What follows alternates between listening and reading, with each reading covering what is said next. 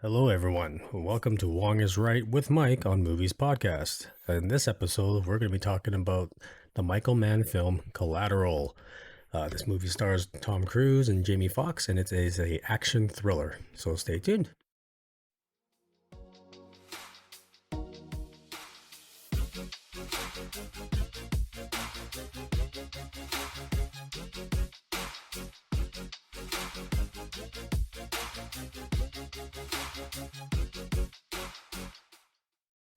Welcome back, everyone. So I hope you all having a great day, or you had a good day, depending on what time you're listening to this podcast. But yes, today we are talking about Collateral. It is directed by Michael Mann, and as I said before, it stars Tom Cruise and Jamie Foxx. This is a very different role for Tom Cruise, because this is one where he actually plays the antagonist, the villain. And if you know Tom Cruise, he always plays the hero. He always plays the protagonist. And I think he's only done two other movies where he's actually played the bad guy. One was Interview with a Vampire. Yeah, he's more of an anti-hero in that. Yeah, anti-hero too. And then the third one, he did a supporting role in Taps. It's like way back in the 80s. It's like his first role. And earlier, like we were mentioning Tropic Thunder, right? Yeah. Well, he wasn't really the antagonist in that. He was just the funniest fucking cameo ever, right? He's just awesome in that movie. I would say it'd be the closest. Oh no, because he does help him out at the end. Remember, he's just for money. Yeah, no, but he wasn't a bad guy. The bad guys were the army, the Vietnamese army in that one. That's true. The Viet Congs. Yeah, the Viet Congs. But yeah, he wasn't the bad guy. He was just producer. He's just acting like it was just like making fun of Hollywood producers and how they corporate, are. Yeah, the corporate shill. All right. So, but in this movie in Collateral, he is the antagonist, and Jamie Foxx is the main character. Yeah, don't forget Jada Pinkett, Mark Ruffalo. Well, I was going to mention Bardem is in there. Yeah, I was going to mention them. I'm sorry, I don't see your notes, man. I'm just. By the way, guys, I'm like always ill prepared for these. I'm the commoner. I'm the rabble in this. He'll start jumping ahead and be like, "Oh yeah, remember?" I'm like, dude, that's like down the road. The one who takes notes. As I was saying, yeah, Jamie Foxx is the protagonist, and as Mike mentioned, Jada Pinkett Smith is also in this. Same with Javier Bardem. This was before he became like super famous after his amazing and unforgettable role in No Country for Old Men, and also stars Mark Ruffalo, as we all know him from the Marvel Cinematic Universe, as the Incredible Hulk, as Bruce Banner. But in this one, I'm just going to break down the synopsis for you. So basically, this movie is about a cab driver named Max, and he dreams of owning his own luxury car rental service, someday. And this is him driving a cab. He's a taxi driver, but he's only doing this part-time or temporarily. But he's been doing this part-time for 12 years. So it kind of shows you his motivation is not really there. But this movie just takes place all in one night or day, and basically starts off with him starting his regular cab, his regular shift, and he inadvertently picks up a man named Vincent, and that's all you know about him. He pays Max a large fare to drive him around to 5 stops throughout the night. But, after reluctantly, Max accepts the offer, but he soon realizes that Vincent is a professional hitman who is hired to kill 5 different people throughout the night. So he's driving throughout, sorry, I should have mentioned, this does take place in Los Angeles. So he has to drive all night through Los Angeles to all of Vincent's targets. So and then there's a game of cat and mouse, and mind games begin as Mac tries to escape and bargain his way out of this at any chance that he gets, while Vincent keeps steadfast on his goal and manipulates Max by threatening him and his family and all that stuff. So as the night progresses, they begin to learn more and more about one another, and they try to use their knowledge against each other. But it's just, these two characters are completely opposite. You got Vincent, who's he's a sociopath, but he's a man of action. Psychopath, he's all that. But he's just a man of action. He doesn't think about things. He just does it. He needs to get his job done. He'll do whatever it takes to accomplish his goals. And Max is the reluctant one. He's indecisive. He's kind of a mouse. He doesn't take charge. He's very nervous. But then you see the character growth of him throughout the movie. So that is the synopsis of Collateral. And it was released in 2004. So that's like think my math is right this time. 20 years ago, because last episode I got the math wrong on some of the years, and we don't felt like an idiot. That. Or we're two white guys. Don't worry about it. Yeah, our math is not good. Yeah, a white guy named Wong. Yeah, so like I said before, this movie only takes place in one day, so there's no flashbacks or any like backstory of any of the characters. You only get to know them from this moment. There's no like an overnight trip. Yeah, it's like so there's no flashbacks to the characters, so you don't even know where Vincent comes from. You don't know much about Max's character unless it's been spoken to each other. So you don't really know much about it. And it's great. It's very impressive how Michael Mann is able to direct these characters of these two, and you get to know them in this just one night, just based on their actions and their decisions or indecisions and their interaction with each other, right? So there's not a lot of exposition. Like, you don't see like a phone call going and then he's like, you know what exposition is? You know, when they just have this one like exposition dump where there's they just very say the whole thing. Exposition in this there's movie. like no, it's all done by action. You don't know anything about Vincent's backstory because he's supposed to be that mysterious killer.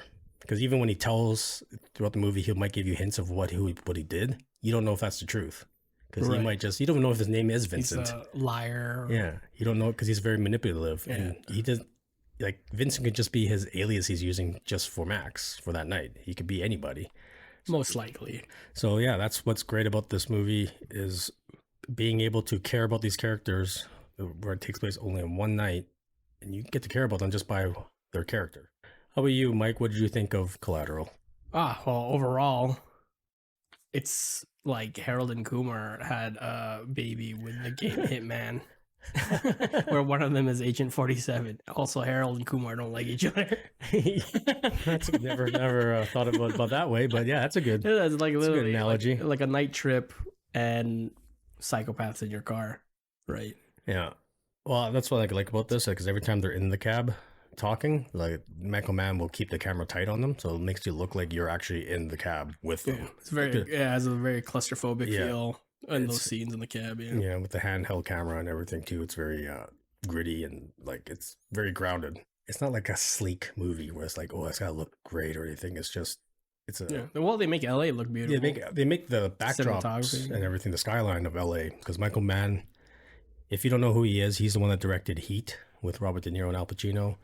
Last of the Mohicans. One of my favorite movies. A masterpiece. Last of the Mohicans, and he did The Insider. And he also did the most recent film, Ferrari. Ferrari versus Ford? No, just Ferrari with Adam Driver. Oh, yeah. The new one. It just came out this year, I think. Yeah, so I haven't seen it yet. But he's a good actor too. But as you know, just by listing those movies, Michael Mann is an amazing director. And he knows big name movies. Yeah, and the way he directs LA, because you know when you watch any movie that takes place in LA, a lot of them they always show LA to be like, oh, look how sunny it is, and it's like so beautiful, bustling streets. Yeah, bustling streets. It's exciting, it's vibrant, all these beautiful women, and not really like the night. Yeah, it's like it makes it look like very glamorous LA. But then with Michael Mann, when he directs movies in cities like that, like Heat and all that, he makes it look gritty. He's like, I'm going to show you the dark side of these cities. And he does it so well in Collateral, because when you watch it, you're like, this is LA? It looks horrible. Well, not horrible, but it looks dark. It looks like, it doesn't look like it's like the Gotham City. Yeah, he makes it look gritty. And that's because he wants it to America. Yeah, because he wants to make it look like he wants it to the feel of the story, because the story is a dark.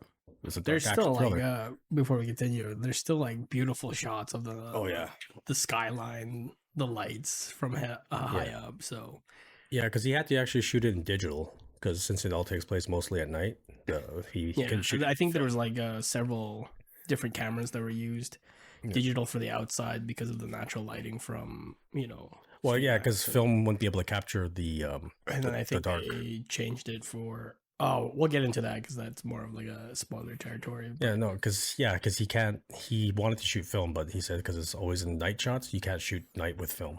So the movie in itself visually holds up to date. He's like one of the first ones, not one of the first ones, but he shot this not in film, because he shot all his other movies in the past in film, but this one he couldn't because it takes place at night, and you can't shoot film at night because you can't capture the detail, especially if the city's dark. You can't capture that. It'll just be a black canvas. When you see some movies that take place at night, it's all lit up. like a Right. forest, but it looks It's like, like bright outside. yeah, it's like the moon is like the sun. It's like, what the hell? It's not like Yeah, it's because they were shooting on film and they had to light the shit out of it because they wouldn't be able to capture it. But yeah, so that's why this movie is very gritty, a lot of handheld shots, and that's what makes it so allows you to kind of be in that driver's seat too, because it's just they're so close up to the characters, and you know, and then you see the camera shaking when they're running. It just looks like you're moving with them, and that's what I like about this movie. It just shows the underbelly of LA. And of course, Tom Cruise and Jamie Foxx are both amazing in this film. Jamie Foxx actually got nominated for an Academy Award for this, for Best Supporting Actor. And he also got nominated. This was like the year of Jamie Foxx, because he got nominated for Ray as well. And he won before. I think Ray. No, it was the same year. Same year? He got nominated Yeah, twice. I know he won Ray. That's crazy. He got nominated, I think it was the same year that he got nominated, because Ray came out the same year as Collateral. And that's why I say it's the year of Jamie Foxx, because he got nominated for 2 Academy Awards in 1 year. One for this and then one for Ray. And it's good that he won for Ray, because that's the bigger award, right? The Best Actor. This was Best Supporting. Good for him. Yeah, I know, right? But and then, like I said before, Tom Cruise really plays the villain, but I think he should play more villain roles, because he kills it in this movie. I think he just does an amazing job as Vincent. Like, he's not like, I mean, when he freaks out, it's only when like shit really hits the fan, but he's so calm and calculating. He already knows what just his like mannerisms and what he does. You always see him. He really has a leg up for what he's playing as, like charismatic, manipulative, charming. Yeah. It all kind of like follows suit. Yeah, because he says one thing, but then you also think, I don't trust what he's saying. Right. But he's such a charming guy that he's very manipulative. He's so good at it that. Yeah, this movie will definitely, if you probably watch it a couple of times, you'll realize that there's some questionable dialogue that just comes through as like casual, non-suspicious dialogue. But when you question the character who's saying it, especially Tom Cruise's character, then you'll be like, oh, I see what you're doing. Oh, that's kind of shady. It's a good, amazing dialogue from the two of them, especially the banter back and forth. Yeah, their dialogue together is just, because you get to see just how polar opposite they are. Yeah, it's just like the dynamic between the two. It's just night and day. Right. He's calculating, and that's why Jamie Foxx is the exact opposite. Shy, that's timid. And he's thrust in this situation of driving this killer around town. And it's like, what would you do in this situation? So he's pretty much us. Like, he's just a regular guy, average person. Like, happen to anybody kind of He's like me. I don't know. I'd probably act a lot worse if I found out there was a hitman in the backseat of my car. Like, he's just the average Joe, and you're just like, damn, what would you do in this situation? And that's pretty much what he is. And then you get to see his shift later as it progresses. You get to see him. Yeah, the character development, even between the both of them. Yeah, but they both have it, and it's amazing. And but here's the thing, though. I like Tom Cruise, even though he's the bad guy. To me, he was like I don't hate him in this movie. No, absolutely.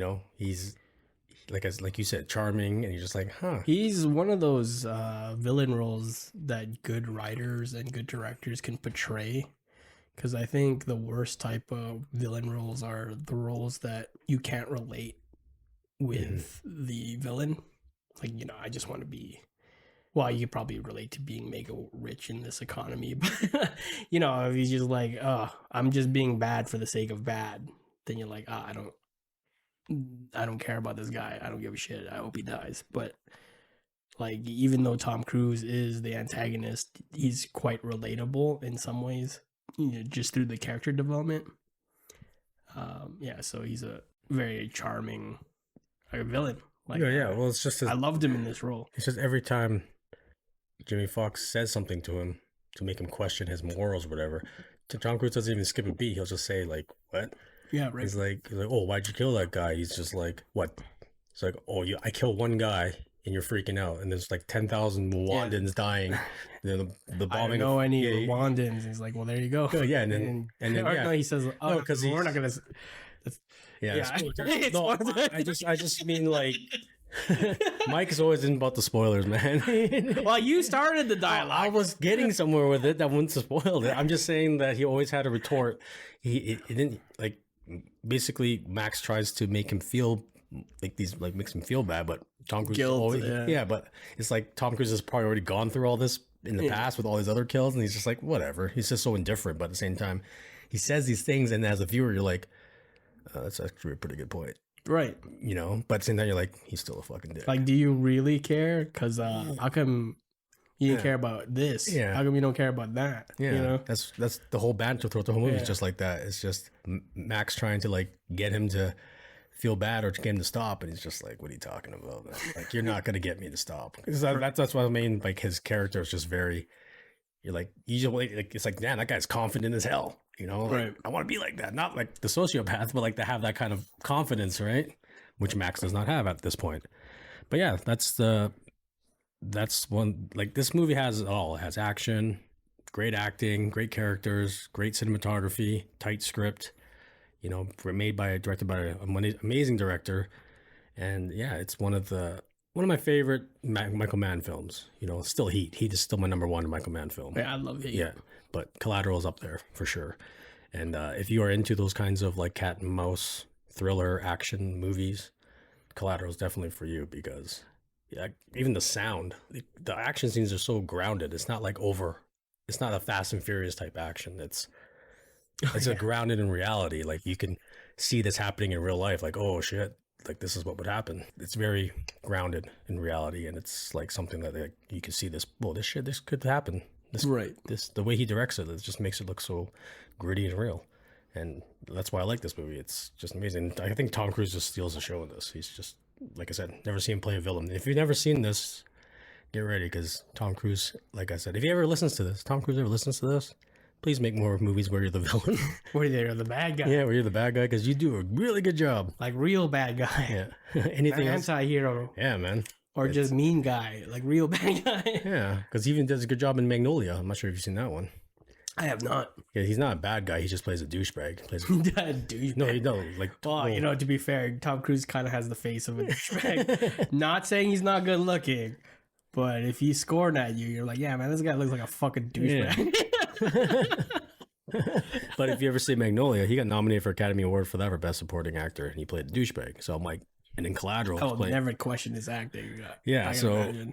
I'm just saying, like, man, Tom Cruise, you play, and look at Tropic Thunder, like I said, good asshole. I'm like, I Yeah. don't know why he doesn't play more asshole roles. I was so surprised in his role in Tropic Thunder. I was like, that's Tom Cruise. because I know he just loves playing the hero, like Jackie Chan, and you know all those big time actors. They have like clauses in their contract saying I have to play the hero. The main, Yeah, like one of the main characters. yeah, something like that. But I'm like, man, Tom Cruise should play more villain roles. But yes, if you haven't checked out Collateral, definitely check it out. It is a great movie with great acting, and we're gonna get into the scene breakdown next. We're gonna talk about the movie and just how much we liked it and why we liked it. Just get more in depth into it, a little deep dive. So if you haven't seen Collateral, stop it here, go watch it, and then come on back and listen to the second half of this, because we're gonna break this down.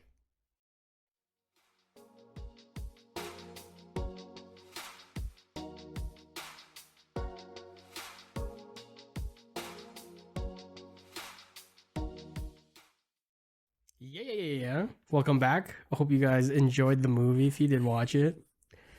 So we're here and going into spoiler territory. Again, if you haven't seen the movie, definitely give us a pause. Hit that play button on Collateral. Tom Cruise Collateral. Make sure. We don't want you guys to watch that new Netflix Collateral. I don't even know if that's good. But welcome back. And now we're talking about spoilers. Where do you want to start off, Freddie? Beginning? Well, yeah, but before we go there, there's another movie called Collateral. Yeah. Which one? It's on Netflix. It's called Collateral? It's called Collateral. Oh, God. Okay. Yeah. Make sure it's the Tom Cruise, Jamie Foxx Collateral. Yeah, because I've heard of the Collateral There's also Collateral Damage. Damage with Schwarzenegger. Yeah. There's Collateral Beauty with Will Smith, but this one's just called Collateral with Tom Cruise and Jamie Foxx by Michael Mann. That's the one you want to look at. I didn't know there was another movie called Collateral. I thought this was the only one that ever had just Collateral. Okay. But yeah, so now we're just going to break down the movie and just kind of us talking about our favorite scenes and our favorite moments in the movie. So we'll start off right at the beginning. I mean, the movie starts with... Oh, yeah, okay. Sorry, Mike just showed me the poster for Collateral, so I'm like, oh shit, that's actually there. But yeah, so yeah, the movie does start off with Tom Cruise's character Vincent, and you see him landing in LA, and he's looking like Well, he looks Wait, cool. before we continue, I cannot get over his white ass hair. You know what I mean? Yeah. I'm assuming Tom Cruise was supposed to play like a older gentleman, like a more seasoned vet, and I'm assuming that's why they dyed his hair that color. Yeah, I'm not sure. I don't. Yeah, I didn't do quite a deep dive on his hair, but yeah, I'm not sure what the meaning of why his hair was. There was like no, they didn't say any reason why his hair had to be silver. Like, Right. With it's not like he's old because it's not like he's aging. It's just that's his hair's I wonder color. if it was kind of more of like a Aesthetic? disgruntledness between his character. I don't know. Maybe. Or I maybe- can never get over yeah, it. or It's maybe just so it's- weird because he's so young and good Yeah. looking, and then he's just white ass hair, trying to be anonymous. Like, oh god, he stands out. That silver suit, white ass. Yeah, he's got a wearing gray sunglasses at night.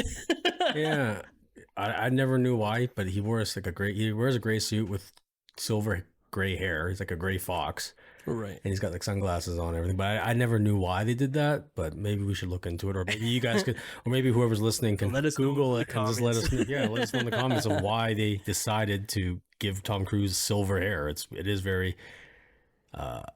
It doesn't make him not stand out. And he's supposed to be this professional hitman, and all of a sudden he's got this gray suit with gray hair. It's just like you're not inconspicuous. Should have with been like pulled off a Travolta and had him shave his head. that. Oh God, I don't know. I don't think Tom Cruise would ever shave. Oh no, he shaved his head once in the movie Did he want movie? Minority Report. Oh right. Shaved his head. Yeah, we'll get Great to that. movie. Great By movie me. too. See, but yeah, so it starts off. Oh, you can say something. Oh no, continue. Yeah, so like it starts off with him landing in LA, and you see him wearing his sunglasses, gray hair, gray suit, and you're just like, okay, he still looks pretty badass. I mean, It's a very iconic look. yeah, it's a very iconic look. For and- people who've seen the movie. yeah, If you're and then weaning as Tom Cruise in Collateral, I don't think many people would Yeah. know. I mean, it's not a block, but it's not like I mean, it made a decent amount of money. It made a lot of money actually. It was a hit. It just wasn't like huge hit, Right. but it made a lot of money compared to its budget. But yeah, so in the airport, as he's walking through the airport, he accidentally, quote unquote, accidentally bumps into a Jason Statham. Apparently that's linked to the transporter. Well, front- that's the fan theory.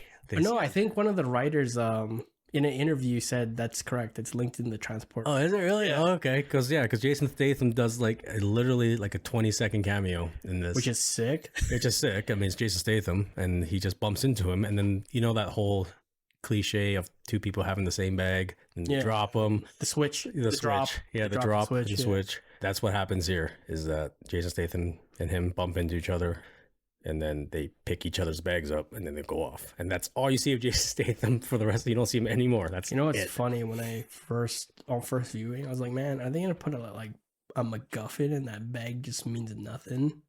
But no, that bag's pretty important. Yeah, so obviously, if you've seen the movie, the bag has all the information of all of the targets that he has to. Contact info. Yeah, has everything, the addresses, the faces, everything, the photos. So that's his bread and butter. That's Tom Cruise's. He needs that bag. If Right. he doesn't have it, he's fucked. No work. Yeah. So that's where it starts off, and then you get to see right then and there, like, you get to see like, okay, he's like, wearing a nice suit. He's professional. There's a switcheroo, very shady. So obviously he's not a likable person. You can already tell that he's up to something, right? And then we meet Max, which is Jamie Foxx's character, and I love this scene too because you get to see his character just by him doing what he's doing because Yeah. like Just day to day. his day to day, and he's like very meticulous. His dreams. Yeah, but he's very meticulous too. He's very neat. He's very organized, right? You get to see all that just by him doing the stuff that he does, and you're like, okay, this guy's obviously, he takes pride in his job, and he's like, it's almost like OCD, where he's just so neat because he's like, he's wiping everything down. He's straightening out his license, his taxi license, and the postcard and everything. It's just you just see like, okay, he's obviously got so he's very neat. Especially some of the dialogue he Yeah. has with his fares. Right. Yeah. Yeah. And he's just very like, he's just very quiet. He's not like when he has fair, he's not saying anything to them. He's just very like, Oh well, yeah, in the beginning. yeah, at the beginning he's just very quiet. He's like shy and stuff like that. He's just doing his day to day. You get to see that you get to see it, and that's very cool introduction to his character too. Very, very opposite to Tom Cruise's character, So yeah, So that's where you go, and then from there, that's when he picks up. This is a very important scene too, because he then picks up the fare of Annie, Jada Pinkett Smith's character. Annie, she's a lawyer, and then they have like a conversation in the cab. This is where you get to see him opening up, and he's talking about, the time, how and fast it take this. Yeah, you get to see that little bet there. Yeah, he knows how long it's going to take him to get to each spot, and everyone remembers how pretty Jada Pinkett Smith is, and then you're like, ugh, I remember her personality. Never mind. Anyway, so Jada Pinkett Smith. I don't know why we went there, but I guess we did. Mike, okay. So yeah, they have a conversation and they get to know each other, and you get to see that Max knows the city very well because he's been driving a cab for 12 years, but he has a dream. He wants to open up a limo service, and he's saying that this is part-time. This is just so he can pay the bills. But he's been doing this for 12 years. So well, you find out later, but also with the dialogue between her and some of her his cab fares, you know he's been doing this for a long time. Yeah, so he pretty much, when he says stuff like that, I resonated with that because I think a lot of people resonate with that. The whole you have a dream, taking you someday I'm gonna get it done. The someday syndrome, like when this happens, syndrome.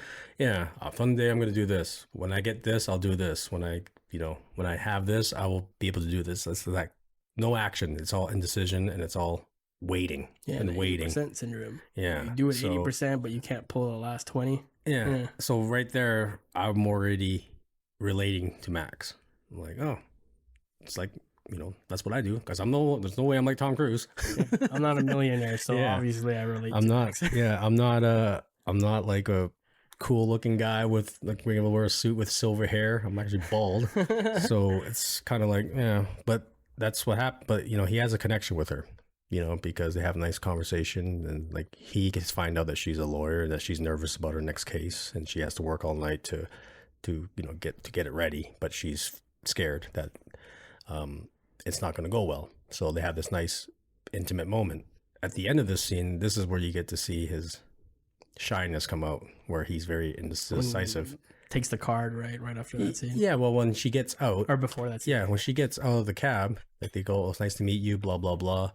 But then you can see him wanting to like ask her on a date or ask her out, but he doesn't.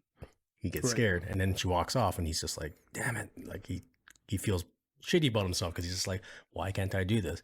Which goes back to the whole the limo service and all that. It's just him not taking action. The 80%. Yeah, the 80%. Yeah. But then she comes back and she gives him her business card, saying, "Oh, maybe you can call me if you ever need like a lawyer for something." And then he's very happy at that, right? He's like, yeah, awesome. But it took her to do it, not him, right? Yeah. And then from there, you get to see Tom Cruise is in the same building that Jada Pinkett Smith, Annie works at. And you're like, why is he there? right. This is what we were talking about. Yeah. So he's like, why is he there? So you're kind of like, oh, what's he doing at the building? But then he doesn't interact with her or anything. He just sees her at crossing. And then he gets out of the building, and then he wants to pick a cab, and he randomly picks Max's cab. Here's the thing, this little scene here where I'm just like, man, if Vincent tries to get Max's attention, but Max is kind of just like not listening. Remember how he's at the cab? Oh, sorry, I didn't see you there. Yeah, I didn't hear you. Yeah, so Tom Cruise was about to get Vincent. Sorry, I keep saying Tom Cruise. I gotta say the character's name and not the actor's name. You know what I mean? But Vincent is about to grab another cab because Max wouldn't pay attention to him. But then Max is like, "Oh wait, sorry, didn't see you there. Come on over." It's like, "Oh, dude, you fucked yourself." Yeah, it's just like you had done messed up, son. But it's just like that whole like these small things that just lead to like the worst. Like if he had obviously the movie wouldn't happen if he did. Yeah, too much coincidence, but without it, there's no movie. But it's just good to show that the director showed that he had a chance, but but it's also showing like it's just a normal thing, leads to the worst night of his life kind of thing. Just him. That being said, I don't think I could ask out a lawyer that I just met. Hey, you wanna I meant for coffee? Yeah, no, I meant the whole him if he didn't wave back Tom Cruise come back. Yeah. It wouldn't have nothing would have happened. The whole coincidence. Yeah. So correct me if I'm wrong. They're at her work, like, attorney's office. Yeah, her building. So this builds up later. I'll bring it back. Hopefully, I remember. I mean, if you've already seen the movie, you already know what's going to happen. But maybe you're one of those people that don't watch the movie; they just like to listen to these things so they can just hear it. Because some people just don't even want to. But we'll just get into it later. Yeah, we won't kink shame you. It's fine. Yeah, You goddamn voyeur. So that's what I happens. just like to listen. Yeah, but that's what happens. So he waves him back, and then Vincent gets into the car, and you're just like, oh shit. Now the movie starts, right? The shitstorm happens. Yeah. So then you get this great interaction with them in the cab when they meet each other, because Vincent is like asking Max all these questions, like, like, I need to get here. How long is that going to take? He's like, 7 minutes. 7 minutes, not 5, not 6, not 8, 7. He's like, yeah. He's like, mind if I time you? He's like, he's asking all these like questions while he's like doing his like work in the back, right? And then he actually asks, I think, and the reason why I think he's asking Max all these questions about him, like he's asking like, what do you do? Like, how long you been driving? I think he's asking because he wants to see how. Yeah, this is where I was mentioning earlier in the beginning of the episode. Like, it's the small dialogue that seems so simple and nonchalant, but when you put Vincent in mind, like who is saying it to whom, suddenly you're like, oh shit, that's shady. Yeah, I second guessed myself, right? And like, oh, okay. Yeah, because he's asking these questions because he wants to see what kind of person he is. Right. Because he wants to see, is this guy manipulated? Yeah, is he assertive? Is he going to fight with me small talk is meant to figure out who you are. Yeah, essentially. Yeah, because Michael Mann in the commentary said that. Well, they said that like, why didn't he? Because he had to get from the airport to that office, so he had a cab there. So why wouldn't he have to use that cab? Because he probably asked the same questions to that guy, and then he didn't like how he was behaving. That's why he hailed a new cab. Right. Because he said, oh no, this guy's not going to be a person I can manipulate, or he's going to cause trouble for me. I can't control him. Right. So that's why he grabbed Max's cab. So that's what they said, is that he already had a cab driver, but he didn't like him. So he's kind of testing the waters. And then he sees how pliable Max is. I didn't even think about that until now. Yeah. No, you mean either. Took the train or something, because the train is close to her office, right? Exactly. Which I'm assuming the train is also close to the airport. Yeah, but and I don't think Tom or Vincent would take a train.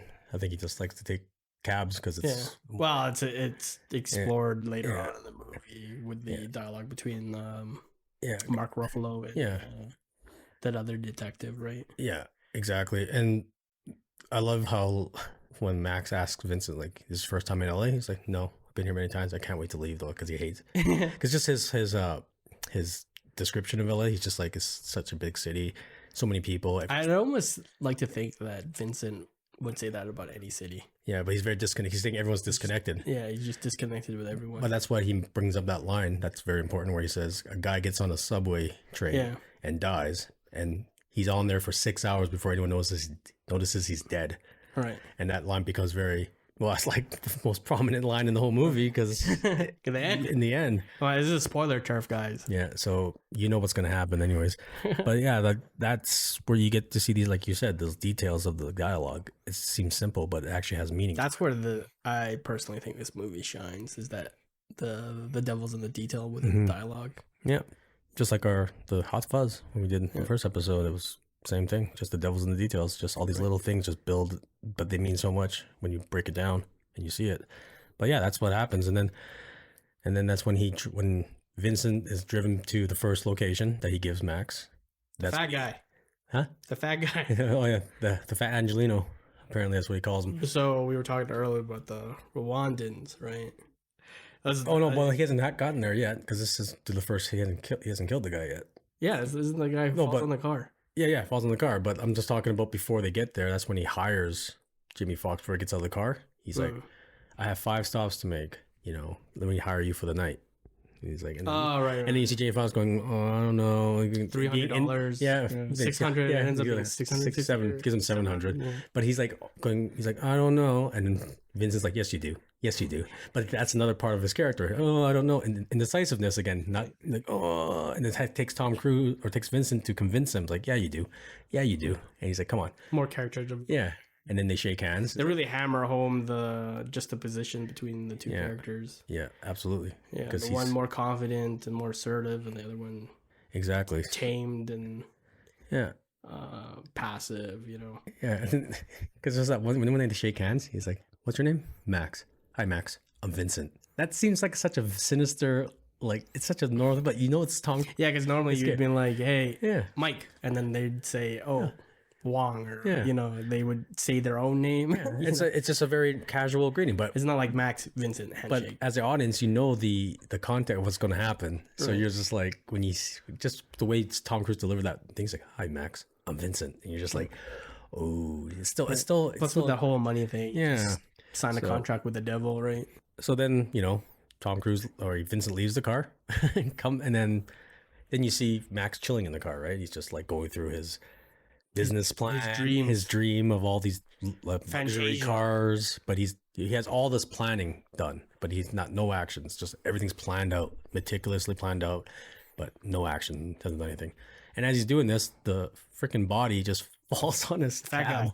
the fat yeah, they call him the fat guy, right? But he falls on the top of the car, and that's when Max is like, "What the freaks the hell out." And then at this point, he still doesn't know that Vincent did this. He's just like, you see him come out. He's like, "What happened?" They look at each other. And they're like, "This guy just came out of the window." Yeah, he just came on. He's like, "What the hell?" He's like, "Fell off." He's like, he says something because then Tom Cruise goes, "Oh, I didn't." He's like, "I didn't kill him. The bullets in the fall killed him." Right? And then he's just like, "What?" And then that's when he realizes, "Oh, he did this. He's the one that killed him." But it didn't go as planned because he wasn't supposed to fall off the window when he shot him. And this is where the movie picks up. Yeah, like, oh my god, because this is where the story, like symbolism to the story, to their character development, all begins here, and it's amazing. Yeah, and then you get to see like, because Vincent's like, "Oh crap, now because he wanted the whole night to go, him dropping off at least 5 places without him even knowing that that's what he's doing. Right. But now that the first target he kills, plan's already messed up, so now he has to take Max hostage. Yeah. And I just love the delivery because they throw the body in the trunk, they wash off the blood off the car, and then when they throw the body in the trunk, Max is just like, "You know what? Just take the car. Just take it. Just take it. Come on, it's okay." I just love how Vincent's like, "You sure? You're not gonna tell anybody, right?" He's like, "Yeah, no, I'll just chill. I'm good. Get in the fucking car." And that's the whole we were talking about, the Rwandans. I'm trying to finish. Yeah. Like, do you know what happened to the Rwandans? I don't know any Rwandans. Exactly. And you didn't know that fat guy either. He didn't know the fat guy either. So why he's like, "I kill like millions of people die, or like thousands of people die every day, and you don't bat an eye. I kill one fat Angelino and you throw a hissy fit." Right. And it's just like, that's what I mean with earlier when I said like, he always has a comeback to what Max is saying. He's like, "How could you kill him?" For a sociopath and or psychopath, sociopath, whatever, he's very witty. Yeah, because he's like, "Did you know him?" He's like, "No." He's like, "What? I have to know him before I kill him?" That's what he's like. He says that too. He's like, "Did you know the guy?" He's like, "What did he do?" "I don't know.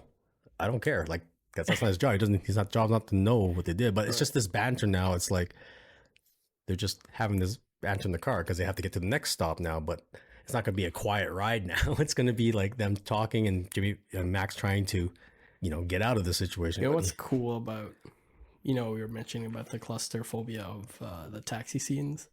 I don't know if you've ever noticed, but as the movie progresses, the positioning between Tom Cruise or Vincent and Max changes when the movie continues to when Vincent is more confident and Max is more passive, versus when now Vincent is more uncomfortable and Max starts gaining his confidence.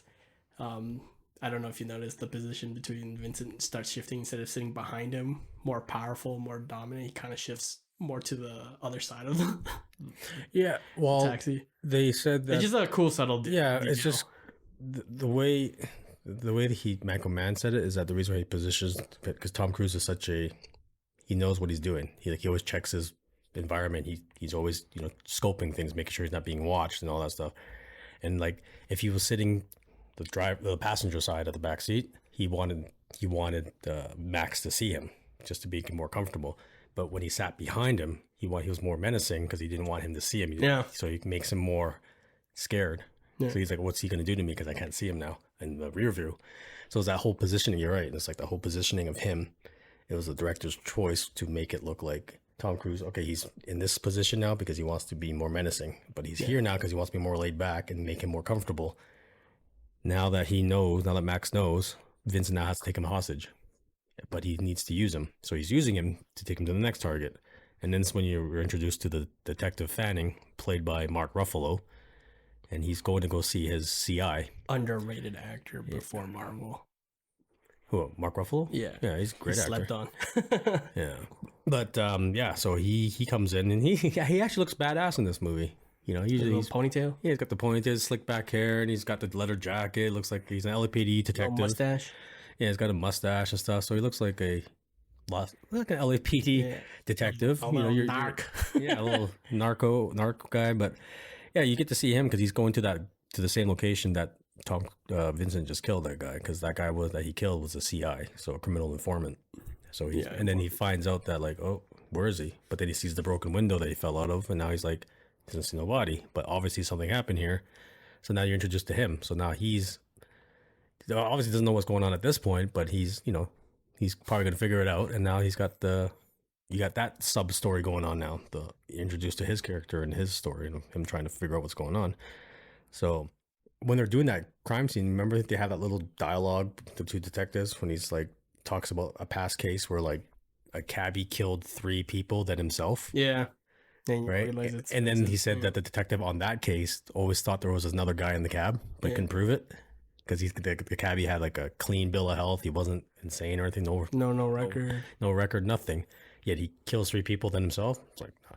So then this is already foreshadowing, like, oh shit, this is what Vincent's going to do to Max when he's done his kills. Yeah. So after he kills all 5 targets, he's going to kill Max and make him look like it's a murder-suicide. Right. So you already know it.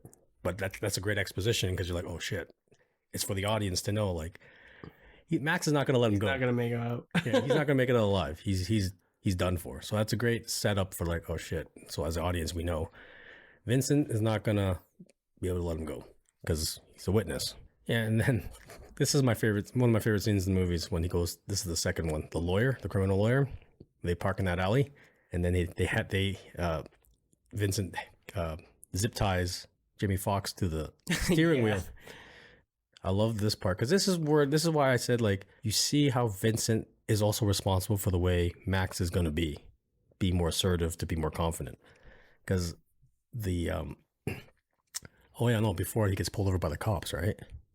Yeah, that's right. Right before. Yeah, right before they go to before they leave. Yeah, right. Before they go to the second hit, they get pulled over by cops because his windshield's smashed.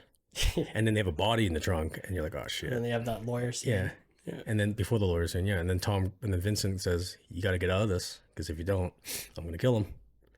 He's like, oh, they probably have a kid.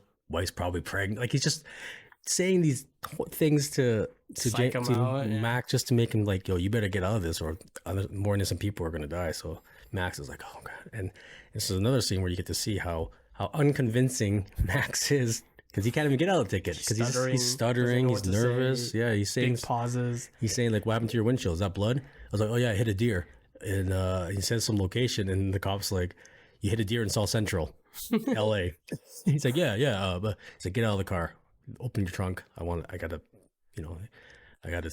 impound your car.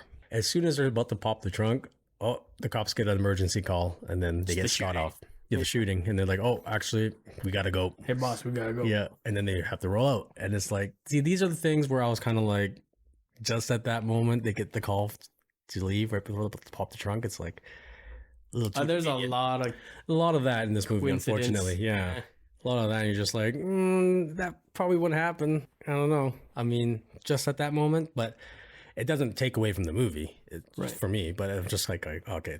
But I think they put that scene in there just to show that at this point, Max is not a good talker, and he can't get his way out of anything, because he's just such a timid.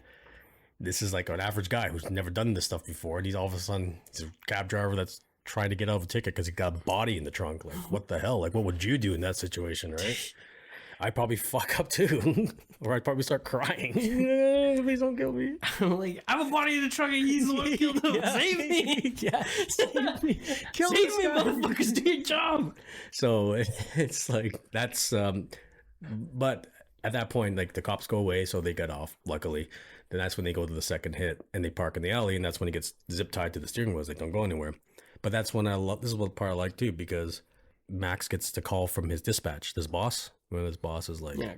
"I heard that you smashed up the car. What the hell?" And then Call him an asshole. yeah, and then Vincent hearing this because he's like, because the boss is like, "You're paying for the damages." Blah blah blah. Like pretty much being a dick to Max. And then Vincent's like, tell him he's an asshole. He's like, well, I can't do that. He's like, just tell him. And then Vincent takes over. And he's like, hi, I'm a lawyer, okay? District attorney. Yeah, I work for the district attorney. And I can't stand alibi why I see you extort an honest working man. Right. He's like, you know damn well that your insurance will cover this, and you're extorting him. And like, it's basically Vincent's like telling this guy off. He's like, oh, I didn't mean to. It's like, yeah, you did. Let's talk about this. Yeah, he's like, yeah, you know exactly what you're doing. And then that's why he gives it to Max. He's like, tell him he's an asshole. Tell me if he does this again, you're gonna shove this cab up his ass. Yeah. So he makes him say all that stuff. But this is Vincent teaching him, like, hey, you need to stand up for yourself, Right. right? And that's what's cool, because that's why I'm like, he's not an unlikable villain. Like, even though he's psychopath, he does these things where it's like, It's where you kind of get like the beginning of what could have been like a brotherly bond. yeah, but Someone's you still just gonna die. you just see him like he's not just he's not just like a stone cold killer kind of guy. He's still like, you know what, I'll help you on this one. And then, Right. But at the same time, you're thinking, is he just doing this because he knows he's going to kill him at the end anyway? Or he just needs to go. Yeah, he just needs to go. To get his schedule. We're already off track. That's how I thought or of that. it. Yeah, He just needs to go. it's just how you interpret it as a because when I saw it, I'm like, oh, okay, he's still trying to help. I think him my out. first viewing was like, oh, that's nice of him. Yeah, But then my second viewing, I was like, he just needs to go. He's off time. yeah. First thing's fucked up. Cops, whatever. He just needs to. It's a distraction. He needs to handle it right now. Yeah. Right, and That's I agree with you. That's probably what it was, because Vincent's not a good. He's still crazy. It feels like a friendship is being formed, but you think about Vincent, you're like, nah, this guy. So then when Vincent, when he leaves to do his second hit, this is when Max is trying to get it free. He's trying to rip his hands off the steering wheel. He's honking the horn, trying to get people's I attention. thought that was so stupid. What? I actually didn't like this. I like the scene that follows it. Yeah, that's what I I mean. don't like that particular scene. Like, Like which part? so why don't you just drive forward? Well, he didn't have the keys. Oh, it wasn't the lights on? Well, they can still turn on the headlights when you have without the keys. Those kind of old cars, that's an old car. I have right? a push to start car, man. I don't Yeah, remember. but you can still turn on the headlights even without the key because it's battery operated in the car. You don't need the keys for that. Oh, I he was guess just because there's only the hazard lights over. Yeah, he was just honking the horn and doing the lights, but Vincent took the keys. If I remember correctly, I think he did because exactly. Why wouldn't he start the car? Yeah, just drive away. Right, but I think he took the keys, and then it's funny because he finally gets the attention of these four guys. And this is what made me laugh because I felt like this is comedic at the same time. It's like, oh shit, that's bad luck. Because he gets these four guys' attention. They come in, they're like, oh man, are you stuck? You okay? Acting like that, and all of a sudden they're like, give me your fucking wallet. And he's like, are you kidding me? He's like, how can I give you my wallet? My hands are tied. And he's like, and then they grab Vincent's briefcase from the back, and then they leave. And just when they're about to walk away, who comes into frame? Vincent. And he's just like, hey, homie, is that my bag? And at this point, you're like, because you haven't seen him do anything yet. You just know he killed the guy, but you haven't seen how good he is at what he does. And all of a sudden, the guy's like, that's your bag. What, you got a problem? Give me your wallet.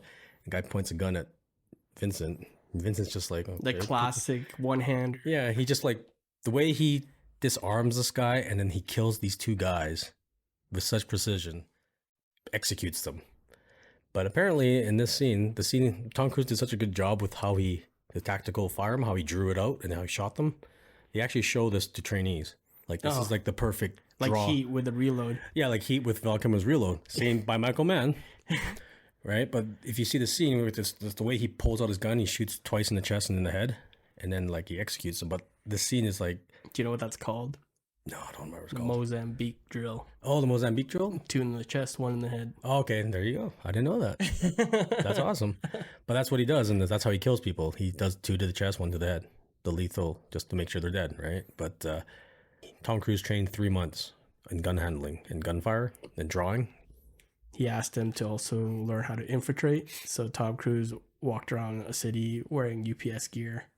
Oh yes, and that's just right. walking into buildings, delivering packages, and no one knew it was Yeah. him. It was just him wearing like a wig and a hat, and then a UPS uniform. Yeah, that's right. Yeah, they made him. Yeah, he had to dress up and just to because his character Vince is supposed to be inconspicuous and be able to blend in anywhere. So they wanted him to be that way. So yeah, I heard about that. That's cool.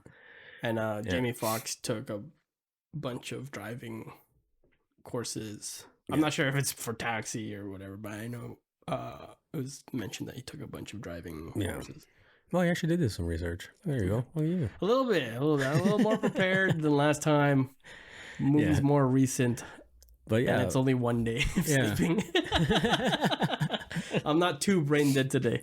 Yeah, but yeah, that's when you get to see how lethal he is, just how precise he is at killing people. Because the way he kills these guys, it's just I'm like, damn, that's like when you watch it, you're like, oh crap, that's pretty badass. And you're like, shit, this guy means business. So yeah, he executes them in the alley. Does he ever show how he kills the second guy?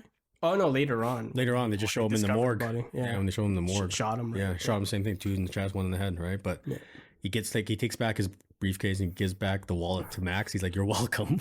Right? And he cuts off his restraints. Go, let's go. But he's just saying like, this is what happens. The more you try to diverge from the plan, or the more you try to draw attention, people are gonna die. Right. And he just showed him like, I just killed 2 people because of you. Right. You know, it's your fault. Like, well, he's making it sound like it's his fault, well, even though it's Vincent who killed them. But that's what he's doing. Theoretically, yeah, or I should say theoretically, technically, it was his fault. Yeah, technically, you knew there was a killer in your the back of your car, and then like you try and get help, and you instigated him, and you made the killer lose his shit. Like, I mean, not lose his shit, lose his belongings. Yeah. So. Yeah, those 2 guys, definitely Max's fault.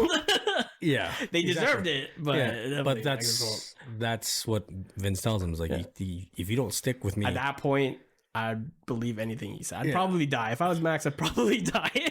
Yeah, and then we get to the third hit, right? When he's like, "Oh, we were ahead of schedule. You like jazz?" My favorite scene, actually. Yeah, it's a great scene because like you see them listening in a jazz club.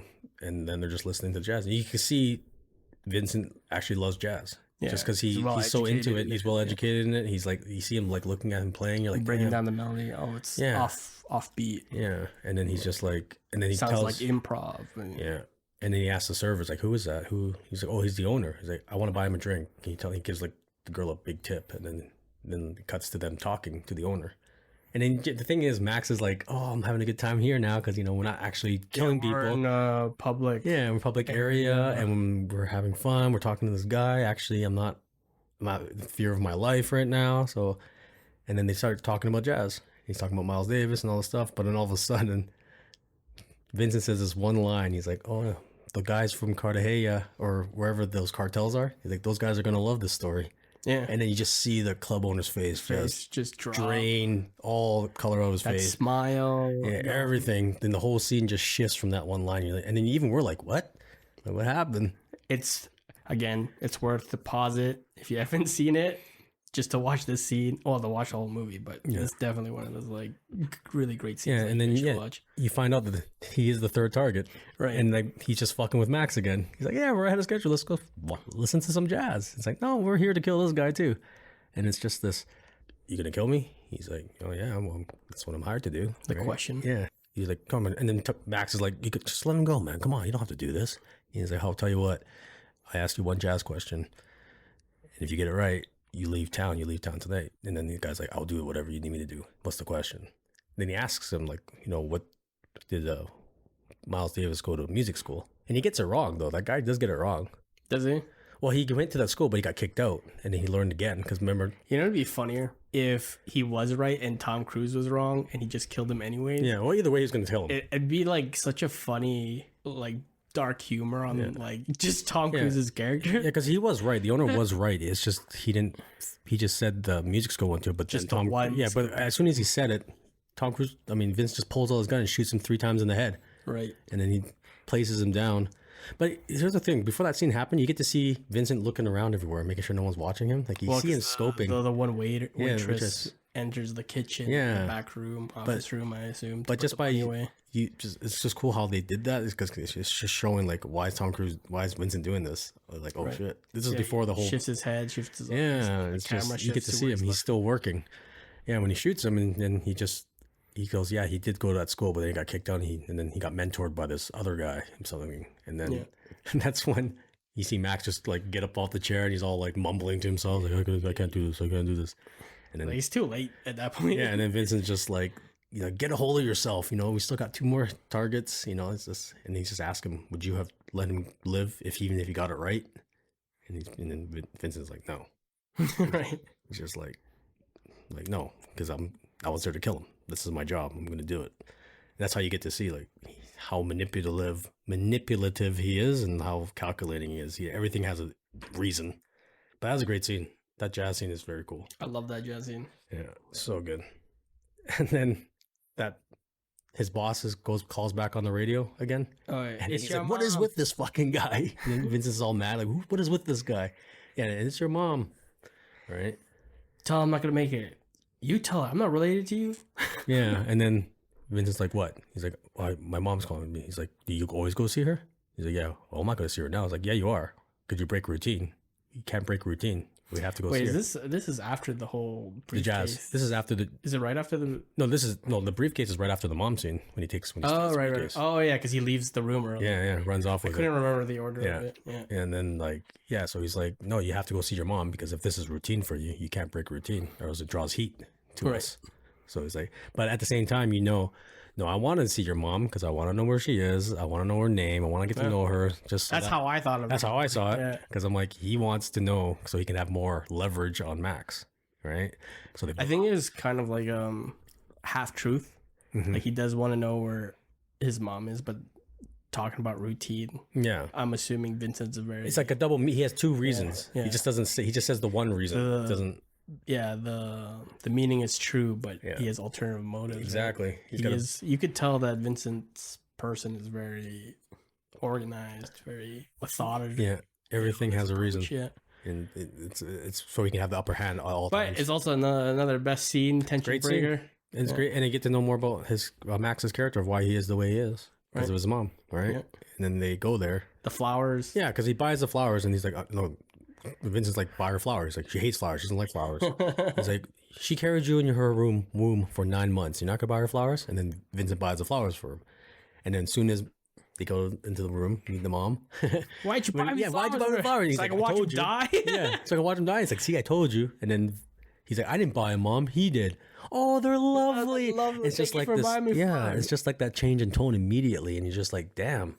Like people can relate to that. See your mom again? Yeah, but people can relate to that. It's like, no matter what you do, you can't please them, right? Kind of thing. And you get to see like how she doesn't manipulate him, but how she treats him. Because like she talks about him like he's not even in the room to Vincent. Like, oh, he's just always been like that. Blah blah blah.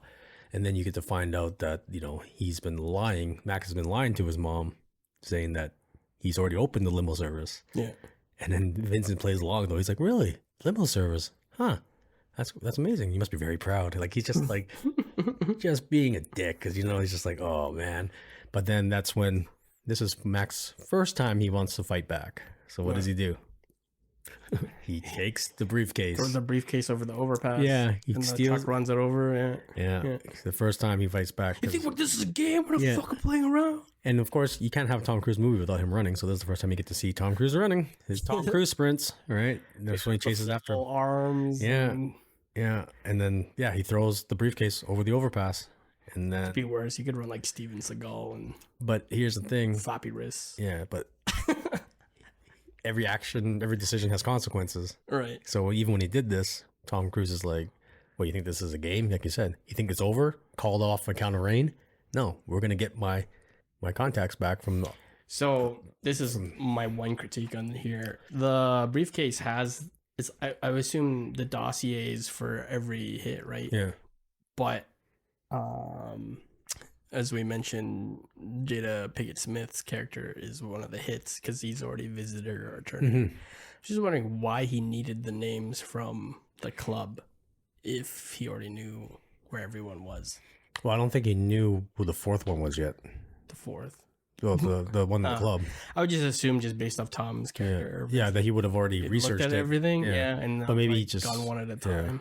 Yeah, but I think that's true. I never because he says I have 5 hits, assuming he looked at the 5 knows already. he has 5, Yeah. right?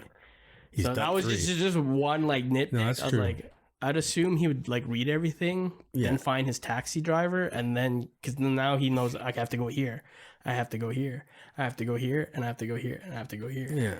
And on the assumption, because he crossed path with Jada's character, they just didn't notice each other or whatever. Mm-hmm. He automatically went to the attorney's office to go scope it out, like you mentioned when we were eating. So there was like an approach there. I just like I don't understand why he needed like. No, that's true. I mean, if he had done that right at the beginning and he lost all 5, then I'm like, oh yeah, no, he needs it all back. Yeah. But if he already killed 3 and he only needs 2, it's like, well, you've been to the attorney's office already, but you only have to look at one person.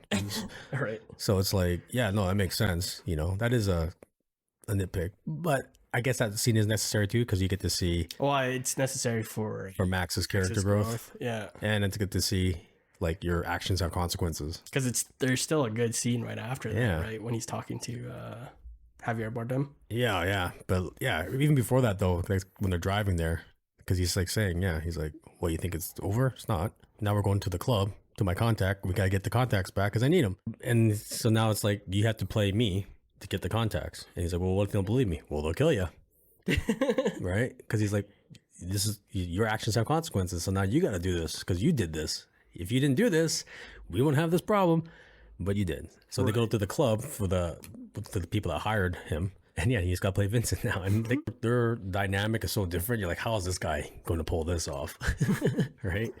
Yeah. But they never seen his face because Vincent is very incognito, anonymous, and he doesn't show people their face. But he's been working with these guys for like 6 years or something for a while because they hire him all the time for all the hits. But yeah, he gets to the club. Yeah, like I said, I'm Vincent. I'm Vincent's here. Gets in there, and who's the guy? It's so funny because like the security guards are like towering over Vincent with their vests. Yeah, and you're just like, shit. Doing the Bane pose with the vest. Like, who are you? It's like this scrawny hunchback dude. Wearing glasses and stuff. Got a hoodie on. He's not even dressed like a hitman or nothing, right? But yeah, when you get to there, who's the contact? It's Javier Bardem, right? And then you realize, yes, he was a perfect fit for No Country for Old Men. Yeah. If you guys don't know who he is, actually, people should know who he is now. Like, Javier Bardem is just... I don't know. My sister has never seen No Country for Old Men. Oh, but he's in so many other movies after that, right? I don't think she's ever seen James Bond. Okay. Well, anyways, he only has a bit role because this is before he even became an actor in the States. He wasn't an actor in the States yet. He was a Mexican. But his like cadence, just works well with his English. Well, he had to learn this. He had to learn English for this. Oh, really? Because he didn't know much English, so that fooled me because I thought he's like because Michael Mann said in the commentary he had to learn the scene, but he only learned the English for the scene, but to have that accent with it though, so it's perfect. So you got that Mexican cartel, so you had the accent, and then just the scene with Javier, you're just like, damn, this guy's a good actor, man. Who is this guy? Right? We know we know him now. Scene, but he's just kind of makes sense now. Yeah, the story that he tells of Santa Claus and Black Peter and. Do you believe in Santa Claus? yeah, exactly. Right, and he's just talking, and I'm not gonna go through the whole story, but he's just talking about like how mad would Santa Claus be if Black Peter lost the list. How furious would he be? Because Max is just like, I'm sorry, like. Being Max. He's just being Max. But then he finally channels Vincent. Does he take off his glasses then? He takes his glasses off. Pulls a Clark Kent. He becomes Superman for a second. Yeah. He takes off his glasses and he's just like, because he sees his goons standing behind him, like holding their guns. But then this is where he channels, because he's been learning from Vincent throughout the night. He says the same thing that Vincent would say. Because he's just saying the same things. Right. You better tell your man to put away his gun before I take it and I kill him. Yeah, before I beat him to death. It's just like he just starts channeling him. He's like, I lost the list, right? He's like, I had a tail, okay? I had to lose it. I'm here to protect you. He's saying all this stuff. It's like, was it I'll federal? give you a discount. Yeah. 20%. Make it 35. Or whatever. Yeah, but he's just like, I'll beat you to death with the gun. But then he's like, I lost the list. I had a tail. You have to adapt. I Ching, all that stuff. That's exactly, he's saying word for word what Tom Cruise, what Vincent said to him. So now he's just trying to act like him. I already killed 3 of them. He's like, we only have 2 more. He's like, can you get it done in 6 years? Have I ever let you down? So basically, it's like, oh, he finally finds some confidence here because he knows his life is on the line now. Like, he's gonna die if he does do this. So when he does it, give him the rest of the contacts, and then, but at the same time, Javier's kind of like sketched out with this guy. I don't trust him. He sends his goons to follow him to the club. Yeah, if he doesn't, if anything goes wrong, kill him. yeah, pretty much. And then, so now he gets the contact list, but this is where you get to find the FBI is scoping that area because of that guy. He's on the tail. Felix, Javier Bardem's character. Connected the 3 dots. From and then Mark Ruffalo's there, or the detective's there to also just tell these guys, like, hey, 3 of the, because you don't know why, throughout the whole movie, till this point, you don't know who these people are that he's killing. You just know he's killing these guys. Then you find out from the FBI, like, these are witnesses. Yeah, to the cartel. Yeah. To the big boss guy. And then he's like, and then that's when you see in the surveillance video, the taxi cab. And then the detective's like, look, the roof's all beat to shit. This is the cab. Yeah. Right? Like, who is this guy? And then you see Vincent. Well, it's not Vincent. They see Max as Vincent. They think that, and then the FBI thinks that's him, but it's not because Tom Cruise is in the cab. Yeah, because he's hiding because he sent him in. And then it's like, oh shit, so they're killing witnesses for this thing. And now it's not, then that's where the stakes are higher now. It's like, oh shit, the FBI is involved now. Now everyone thinks Max is the killer. And it's like, oh shit. LA police. The only one that doesn't think that is Mark Ruffalo. Yeah. He doesn't think that. He knows there's something else going on. But a narc. Yeah. So this is where it all converges to the 4th target, where they all come into that one. The cartels go there, the FBI, the LAPD, Max and Vincent, they're all there now at the club for the 4th guy. And it's like, that club looked badass, man. I'm like, damn, I want to go to this club. This club's massive. Right? It's like a wicked club, man. And then Vincent breaks someone's neck in the middle of the dance floor. Yeah. Everyone just like looks at the body too. Like, I'm always, a split second, everyone looks down. Yeah, I always like look at those club scenes where you're just like, people pulling a gun and stuff. It's like, yeah, the people are reacting to it. Like, wouldn't you get the fuck out of there right at that point? The moment I would see someone, if I was there and I witnessed Vincent grab someone, I'm like, yeah, I gotta go home, man. I'm out of here. But I love how you get to see how Vince scopes the place out, right? You see how good he is at like looking around. He sees all the people that are, it's part of security. He knows how to take them out, and the way he just so quickly just glances around. He's like, okay, there's the bodyguard there. There's a bodyguard here. I know where to go, and I know how to sneak up to them.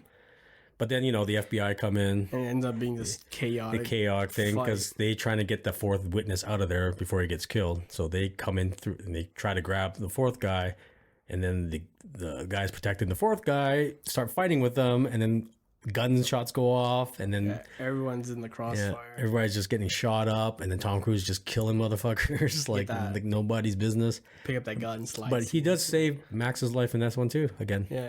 Because one of the goons is trying to shoot Max, and then Vincent sees it and shoots him, and then they get that look, right? Vincent's like, I just saved your life.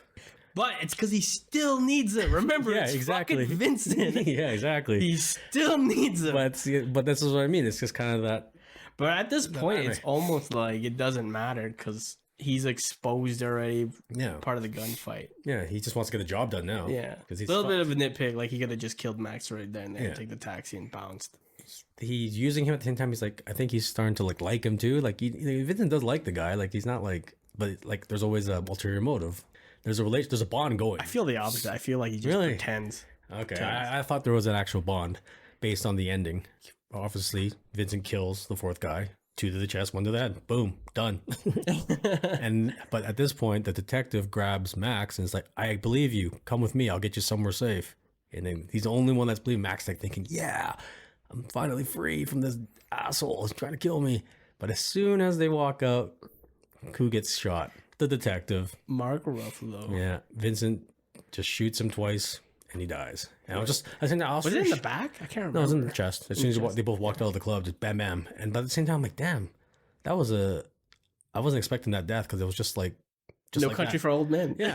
No Country for Old Men. Kind of just like that. Whoa, what? He's dead? It was in scene, but you find out. It's just like a meaningless death. Like there was no There's no like build up to it or anything. It wasn't like Which I think it works out perfectly does. because More he's, realistic. Like literally in 4 or 5 scenes, they're like less than 6 minutes, maybe. Yeah. 5 minutes. So yeah. But it was just kind of shocking to see him get killed. He, he figures it out, and unfortunately, he's because dead. he figured it out, he sentenced himself. Well, Vincent didn't know he figured it out. He didn't just shot him because he saw him with him. No, I just mean like just the overall arc of Mark Ruffalo's character. Yeah. Like, but then he gets killed, and then Max is like, "Fuck," he's back in it.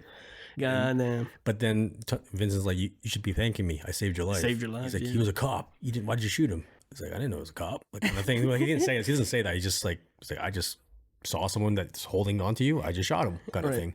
I'm just here. To him, to Vincent, he saved Max's life. To Max, you just fucked him up even more. But this is the scene that the spark gets lit under Max's ass when they're driving, because The crash scene. The crash scene. But you know that there's a scene in this where, do you notice when they're driving, that coyote that walks across the street, and then you see Tom Cruise looking at it? I heard that was unplanned. Well, I don't know if it's unplanned or not, but apparently in Navajo culture, if you see a coyote crossing your path, kind of like a black cat, but if you see a coyote crossing your path, you have to turn around and stop your journey. Because if you keep going, you're going to die, or something bad's going to happen to you. So that's one of those things that... Yeah, and then the coyote, when you see it, you don't see, it's not Max looking at it, it's Vincent looking at it. It's Vincent that's looking at the coyote, because it's more for Vincent, not for Max. I heard they were doing a scene and a coyote came, and it just happened to work. Oh, okay. Yeah. Well, maybe they found the meaning for it. Yeah, they put it in there. I don't know, but that's the meaning that I heard. Coincidence. It's all in this movie, man. Maybe, yeah. Bunch of coincidence and luck. Yeah, but that's Max should go gambling, get a lottery ticket. Oh my god, the luck this man has, man. Who's got luck? Max. It's the worst luck. What do you mean he's got good luck? Bro, if he had the worst luck, he would get Tom Cruise and then just die. What? You know, Max has like amazing luck. Okay, What the fuck are you talking about? aside from the whole like, No, good luck would have been him hostage. not even being in the car with him at the first place. That's good luck. He went through some hell. Max has all the luck. All right, man. so you're telling me that, so if you're putting that He's situation... 100% luck where it's so good it almost feels bad. Yeah, okay, so you're telling me that if you're put in that situation, you're going to think, oh, wow, my luck is going well today. Well, if I survived a I'm going to buy a shootout, lottery ticket. if I survived a shootout in a club, yes, my luck is 100%. I'm like, yo, can I just stop at I think you'd be more lucky if you didn't wear... Circle K and get a... I think you're more lucky if you're not even in the shootout in the club. And he flipped his car and he's okay? Dude, amazing luck. Where are we going with this? What I don't know. are you talking about? That makes no sense. In my mind, that makes no 100% sense. luck. No, Not 20 on his luck. Well, man, anyway, every that's where we time. disagree because, well, I guess we can go to the comments on that one. If you think Max is lucky, I think he's the worst luck, has the worst luck in that movie until the end. Like, I get what you mean. And he's getting put into the shitty situation, but he's got the best luck in that shitty situation. We'll talk about that. No, I'm just mean, is that what you're trying to say? Like, even in the worst case scenario, Yeah, he's having good luck because he's avoiding all this death and shit. Right. Oh, I get that. Yeah. I thought you meant he just has good luck. It's I'm like, not. what are you talking about? Not so much like he's put in a favorable position. Yeah, He he's just got the worst position. He's in the worst position, but he's in a good position in that He's just lucky. terrible situation. Yeah. He's just lucky in this situation. Okay, that makes no sense. Because I just thought maybe he's lucky. I'm like, no, he's not. Okay. But yeah, so this is where he's fed up with Vincent's bullshit. So he, like, at the same time, like, this makes sense what he does here. Because what he speeds up the car. Yeah. He just starts driving because Vincent has no control of that. He can't do anything. Can't do anything. He's like, yeah, you can shoot him. And then what? We both die. Yeah, we both die. Or we get into an accident anyway. So he just speeds up. He's running all the red lights. And then you see Vincent finally, his face is worried. He's like, slow down, stop it. Pulls a gun on him. And that's when Mac's like, what are you going to do, shoot me? No. He's like, you know what, Vincent? Go fuck yourself. And then he jerks Rolls the it wheel over. and rolls the car, right? And It's then hits those the barriers. construction site Yeah. in the middle there. And then it's the it car. rolls down the street. And that's a pretty good roll. Rolls like 10 times. I was like, damn, they both should be dead. I think he just flips once. Oh, it flips a few times. A few times. Yeah, not just once. It flips a few and then it lands on it's- lands upside down. And then obviously they're not dead. Obviously, Tom Cruise leaves. And he gets out of the car and just leaves. And then the cops come and they suspect the black guy. Oh my god! Well, no, to be fair, he's the only one there at the accident, and there's a dead body in the trunk. So since Vincent has left after the crash, then you have Max. He's by himself. The cops come. However, the cops at this point think, "Oh my god, he's been in an accident." It's like, "Are you okay, sir? You know, you've been in an accident. Are you okay?" Like he's actually take a seat. Yeah. And then as he's taking a seat and trying to breathe and stuff, the cop is scanning the car. But then he goes to the trunk, and the trunk's open now, and he sees the dead body. And it's like, oh my god, Max, that's why you're saying like he's got good luck. I'm like, what are you talking about? This guy's got the worst luck. And then so all of a sudden, because I forgot about the body in the trunk because the whole movie's gone. And I'm like, oh yeah, there's a body in the trunk. I totally forgot about that. Right? And then that's when the cop's like, get down on the ground. But at this point, when he's about to get arrested, Max sees the last target. And who is it? It's Annie the lawyer. And you know what he does to that cop? He handcuffs him. Yeah, well, best luck, man. That's what I'm telling you. When he's about to get handcuffed by the cop, he resists, and then he kicks the cop down, and then he takes his gun, and then he tells him to cuff himself to the car because now he's got to save Annie, right? Because he knows Vincent's going to kill her like very soon here, like in the next like half an hour, right? So he's like, get down on the ground. He's like, and he even says a Vincent line here too. He's like, who said this is a negotiation? That's what Vincent said to him. Who says this is a negotiation? And he's like, oh, he says it to the cop. So like he's learning from Vincent. So Vincent's actually teaching Max to be more assertive, and that's what's fucking up his plan too, because he's messing up Vincent's plan. But it's actually Vincent's fault because he's the one that's making him more assertive. So anyways, they handcuff the cop, and then he runs off. I love the scene where he steals that bystander's phone. Yeah, right. The way because he steals it, and the guy's like, "What the hell, man?" And he just points the gun at him. He just the way he falls to the ground and runs off. It's so funny because I'm like, that is exactly how a person would react if they got a gun pulled at them that close to their face. And that was, remember that scene? Yeah. It's so good. Bystander just looking at his phone, and Vincent just runs and grabs it. The gun. Yeah. Well, Max grabs it, not Vincent. Max. Yeah, and it's just the way his reaction is. And then he calls because now he has Annie's number from the card, from the office. So he calls her. What a full circle. Yeah, full circle back to their first meeting spot. And then he calls Annie, and Annie's late at night working away at the case, and then she answered the phone. He's like, what do you want? He's like, oh, Max, it's kind of late that you're calling me because it's like, what, 4 a.m. at this point? So why are you calling me so late? Kind of creepy. Why are you still at work? Yeah. I understand you have a case, but go fucking home. Work the case at home. Yeah, and that's when Max is like trying to warn her. It's like, oh my God, someone's trying to kill you, Annie. You know, and then she's like, okay, this is a joke. This is a funny kind of like, she's not believing him. And then at the same time, you see Tom Cruise or Vincent walking up the building. He's all pissed off and bloodied and battered. And he's just like, wants to get this shit done and get the hell out of here.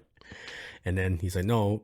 That's when Max starts mentioning all the names of the witnesses that have been killed and like the person they're trying to indict, right? Which is Felix, Javier Bardem's character, right? And then she's like, how do you know about my case? He's like, he's in the building right now. He's trying to kill you. He's 2 floors below. Yeah, because Vincent, he's in your office. Yeah, it's a pretty intense scene because you see him like going to the office. He kicks down the door, but there's no one in there because she's not in her office. She's in the library. You know what's crazy? Is one of those things that I was like, man, a random bystander has a cell phone and Anne doesn't. No, Annie does. No, because he phones the office line. Yeah, well, she gave him the business card. He didn't have. Well, but normally you would have a cell number and your office line. Because you see her cell phone in the office because she left it there. Yeah, and then which is a good thing because. Well, because he didn't have that cell phone she number. had the cell phone, he wouldn't know what floor she was on, right? No, he looked at the phone. No, but if she had her cell phone on her, she would answer the cell phone and the floor light on the landline. He didn't call her cell phone though, right? He called the office line. He called the office line. That's why floor 15 was lit up. Yeah. It being in use. So yeah, because being in use. That's so crazy. Yeah, but I don't think he had her cell number. I would assume a business. And plus, this is in 2004. You know, cell phones weren't like common with. You're gonna tell me district attorney doesn't have a cell phone? Well, she did have a cell phone. You actually see it on her desk. No, it's just like a weird like. Yeah, it is. It's not even a nitpick. Like when you watch the movie, that doesn't. Yeah, blatantly like blur in your face, but you know. Yes, so he goes to the office, but she's not there because she's 2 floors up. But then you get to see this. You get to see Jamie Foxx's perspective, and you actually see Vincent in her office. And Yeah, it was a cool little scene. Yeah, and he's like, he's in your office right now. You got to call the police. He's about to kill you. And then, and then the phone dies. Another cliche of movies. The phone battery is low. To be fair, he did take it from a bystander. He did. It's not like he was on the phone I know. every day looking at that Lexus and that killed his battery. Yeah, but that is a cliche in movies. Hey, if you're working, if you're a dude at night and you have your phone out waiting for the bus at 4 o'clock in the morning, I'm assuming your battery's almost dead. That's true. I'm just saying it is the trope. But you don't believe it's a trope? The cell phone battery going low? That's a total movie trope. No, I agree. But it kind of makes more sense. 5 o'clock in the morning, 4 o'clock in the morning? It's fair. That's fair. But so phone dies before, but then at least at this point, Annie knows that she's in danger. Right. She believes him. And now Max is running to the building because it's just across the street. So he's running. Because remember, he saw that she's using the phone. So he knows he needs to kill the line. 2 floors up, yeah. And he knows what floor she's on, and he needs to kill the phone line because he doesn't know who she's talking to. Right. So he goes and she tries to call the police, and guess what? Vincent. Oh, I don't say Tom Cruise. Fuck. Anyways, Vincent. I know. Cuts. I don't care anymore. Mixing Vincent and Max's names. I'm mixing Tom. I haven't seen Jamie often. Yeah. Max is just easier to say. Yeah. So Vincent cuts the phone line with an axe, and all of it goes dark. Power goes out. Everything goes out. Pretty sure that's not how that works, but okay. Yeah. Well, I think cut the main power line, a big, long, those thick metal tube things. Your phone line is not on power. Yeah, I don't know. It's on his own thing. Oh, I guess it works for this movie. Apparently, it says for convenience. I don't think he's going to be doing like a whole IT how do I dismantle this and this, and he just smashes it. Yeah. Anyways, so the power goes out, phone line goes dead. Now she's in deep shit.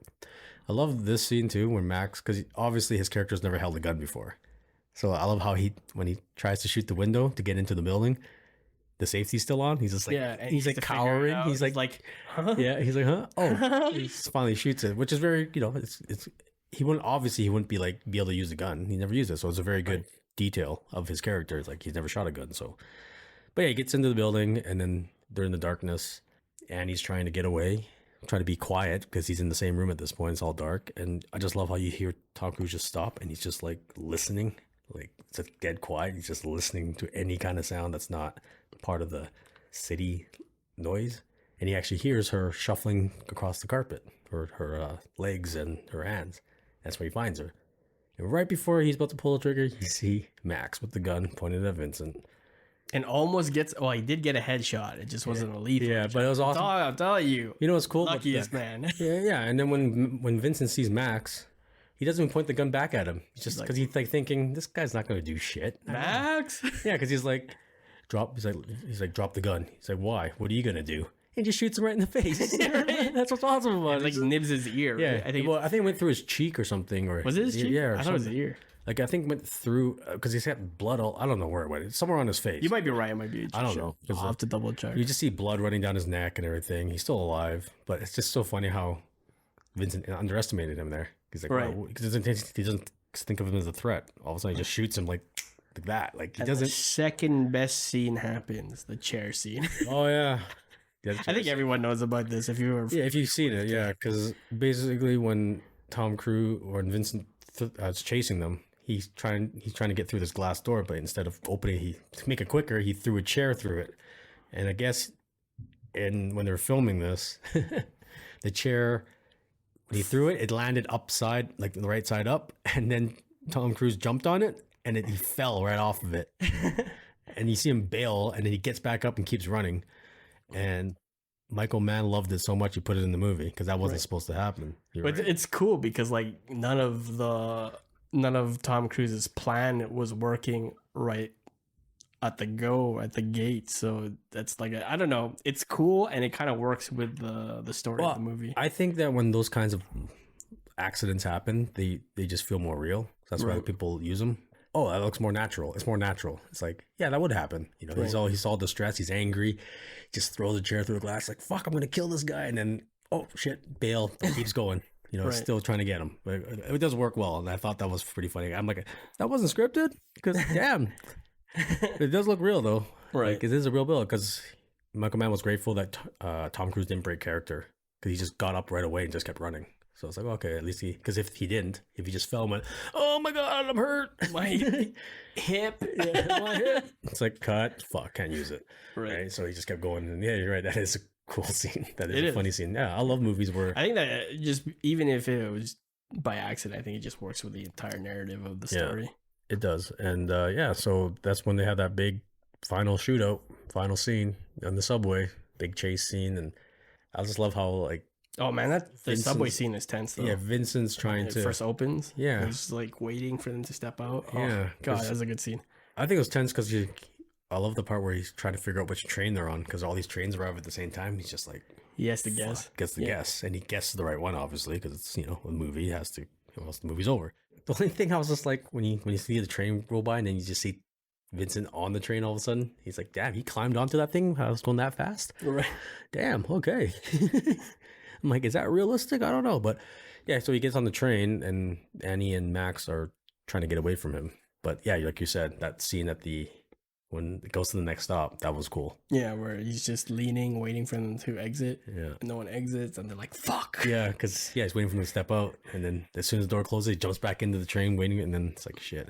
But this is the cool scene. It's like when the train's going now. This is like the final moment, the standoff with the guns, because Max still has his gun from the cop, and Vincent has his. The lights go out, and then they start shooting at each other, but they're shooting in between those metal subway doors. Yeah, 2 doors. Yeah. The 2 doors, like the glass and then the metal frame around it. However, since Vincent is a professional killer and he's a creature of habit, he decides to shoot Mozambique, the Mozambique one. Yeah, Mozambique drilled two Yeah. in the chest, one in the head. center mass. But there's the door. Yeah, the door saved. Yeah. Like you said, lucky in this Yeah. situation. You're right.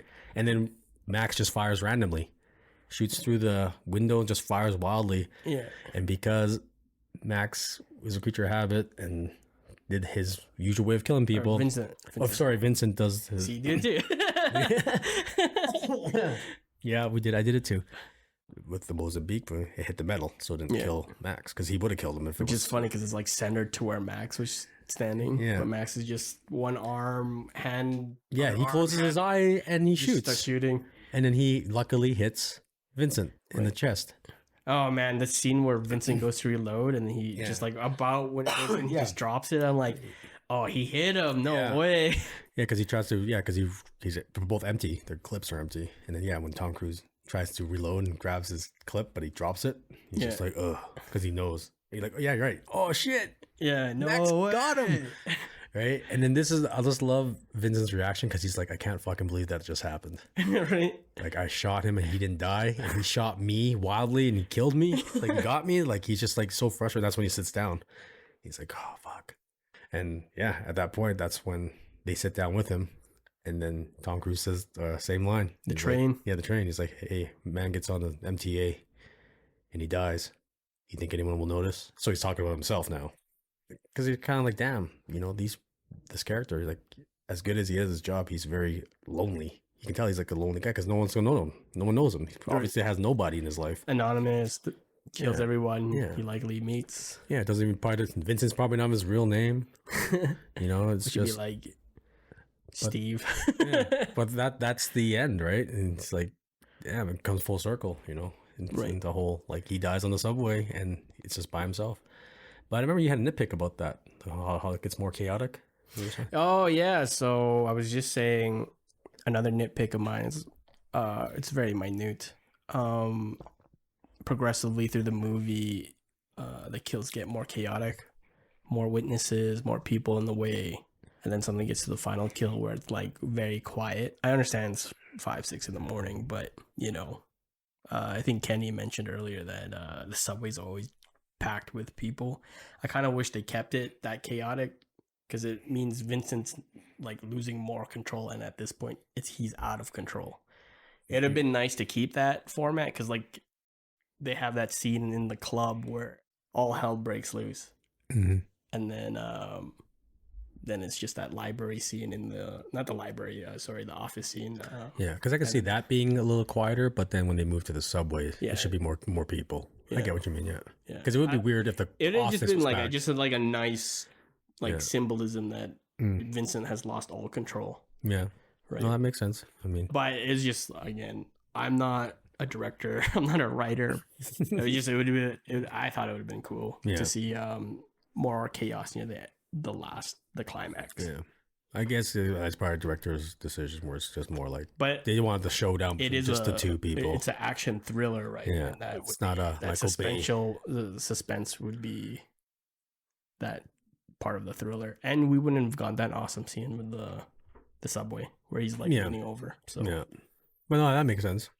But I just think that he probably just wanted just to have it more isolated like that, just so I can have the showdown between those two, because the whole movie's been about them. right. And to have all those people there be maybe distracting, I don't know. But it's probably just that thing. But no, I get what you mean. Regardless, Cool. I don't hate how the final contract. It's a very poetic ending though. Yeah. It's like, oh, he just did a self prophecy from the beginning. He talks about the man that dies on the train. It's like he's just, and then they have a reference to Heat there, where the last scene is the train. Yeah, going off. Yeah. How Heat starts with the train coming in. Yeah. So it's very cool, and but that's it. And like the thing with these two characters, Max and Vincent, is that they're both very different. Though they're different in terms of morality and like what they do, but they're still the same. As in, they're both lonely men just trying to make a living. It's funny, we were mentioning it earlier when we were discussing the approach to this, how great contrast, excuse me, that between Vincent and Max, but at the same time they're similar. Yeah. Max has a dream, but it's been 12 years and he's nowhere close to that dream, while Vincent doesn't have a dream.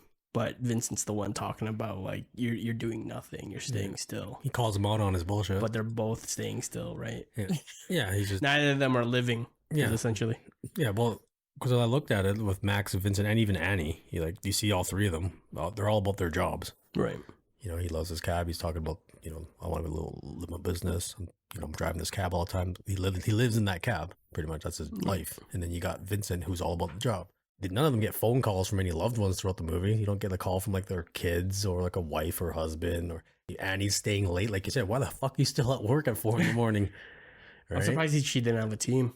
Yeah, a team of but it's like interns or new guys. Yeah, but she's working all night. Even when Vincent breaks into her office when it's empty, you see like those Chinese takeout boxes. Right. So she's been working, she's eating all day, right? But then you see this like loneliness throughout the whole movie. This is just these people that are just they're all isolated. They're all isolated and they're all disconnected. All connected by the city. Yeah, right. Like they're just and then that's why I was just like, damn, that's it's kind of a sad movie too, because you're just like, damn, like, it's true. Like, if you died, like, who would notice, kind of thing. Like dying on a train. To be fair, if that movie continued, investigation, find Vincent's body. Well, Max explains himself. Trial wins. Yeah. Yeah. I mean, there's always the aftermath. Thinking like, what's I'm glad they didn't take it that far. Yeah, I'm happy it just ends right there. Well, there's a lot of movies like that where you're like it doesn't need to come exactly full circle and end. Like, you can just make it like 90%. But at least, he has Annie. Annie can always testify for him and just say, yeah, this is the killer or whatever. I'm pretty sure they went to the cops after. Right. I'm pretty sure because he had to. I mean, he just handcuffed a cop, took his gun. All right. He needs to fucking explain himself to the situation. Where do I start? So this hitman enters my cab, right? Yeah. You'll see him on a train. He's dead. But I just thought it was a very nice ending. It's very poetic. And I just loved how this whole movie just came full circle, and just these characters and just their arc. Because even when he dies, Tom Cruise, he's kind of like respecting Max. He's just like, you got me, kind of thing. He's frustrated and angry, but at the same time, he just accepts it. He's just like, damn it, right? You got me, and he just died. And it's very. I thought it was a great scene. It's very, very, very. The ending is sad for Vincent, but yeah, I guess Max gets the good ending. Yeah, good for him. Yeah, well, I don't. If Max died and Annie died, that would be a horrible ending. I'd be, oh my god, this ending's horrible. As much as Vincent's cool character in this, but no, I don't want him to win. Sometimes I like it when the protagonist loses. Those are shocking. It's shocking, but it depends on how good they build that up. Yeah, right. No, definitely. This one, I think ended perfectly. I don't think there would be any other way to end that. No, because if they end it with a twist just to shock you, just for the sake of shocking you, it has nothing to do with the story. It's kind of like, come on, That's he just did it just to the shock M us. Night Shyamalan. Yeah, well, he was good. Was it? And Anne is Jamie's or Max's sister. What? Yeah, yeah, right. What? What? We're half brothers. Like, yeah, We're whatever. siblings. Yeah. So, but yeah, that was Collateral. Like I said, I really like this movie. I enjoyed it. This movie made, I think, over $200 million worldwide. It was only like In 2004, what is that in today's money? probably like 400 million. I mean, box office tickets have doubled in price since we were, well, since back then, man. But yeah, I mean, it was a hit. But like I said, there's a lot of people that either saw this movie and forgot all about it, that they did see it, or some people just haven't heard of it. Yeah, or they've heard of it and never saw it. I saw Collateral in my later years. Yeah, probably when I was like 18, 19. Okay. Yeah, I saw this in the theater like opening day because it's like, what? Like Tom Cruise looks badass in this. I gotta see this. So, but no, it was successful. It was successful, and I enjoyed it. It's one of my favorites of Michael Mann. Heat still, like I said, tops it. I love Heat. Yeah, we'll be doing one on Heat for sure. That one needs. Oh, that one's a slog. That's 3 hours. I don't know. In today's time, 3 hours is nothing now. I always forget it's 3 hours, and I'm like, bro, oh shit, I'm only 2 hours in. Yeah, but I love every minute of it, but it is like if you have something to do later on, Heat's probably not. But yeah, let us know like what you thought of Collateral if you've seen it, and let us know if if you enjoyed it or if you didn't. But either way, like we said, movies are subjective, but we hope you were able to watch it, and we hope you did enjoy it. And I don't know, like if I were to give it out of 10, I'd probably give it an 8 out of 10. Damn, that's high. That's not. 8.5. Personally, I think it was overhyped by the time I saw it. Like everyone's like, watch Collateral. Yeah, Tom Cruise is bad guy. Tom Cruise is bad guy. Tom Cruise is bad guy. I like the movie, but I don't think the movie's great. But only because it's overhyped. It's still good. And I don't rate it much lower. It's like 7.5 out of 10 for me. Yeah. Just 1 point difference. Well, that's the thing when you overhype movies. That's the problem, though. You overhype it, and you think that's not. You're expecting. Then your expectations are high. Right. That's the problem. That has nothing to do with the movie. Yeah, it has exactly. to do with because everyone else's. Many people have overhyped movies for me, and it's just like, dude, it was okay. It was good. It wasn't great, but But I'm pretty sure if I saw it with a fresh pair of eyes, with no one saying anything, I probably would have enjoyed it more. But it's just that definitely. People tell you. That's why I don't like when people tell me. I'm like, don't say anything. Just tell me if you liked it or not. Yeah, I liked it. Cool.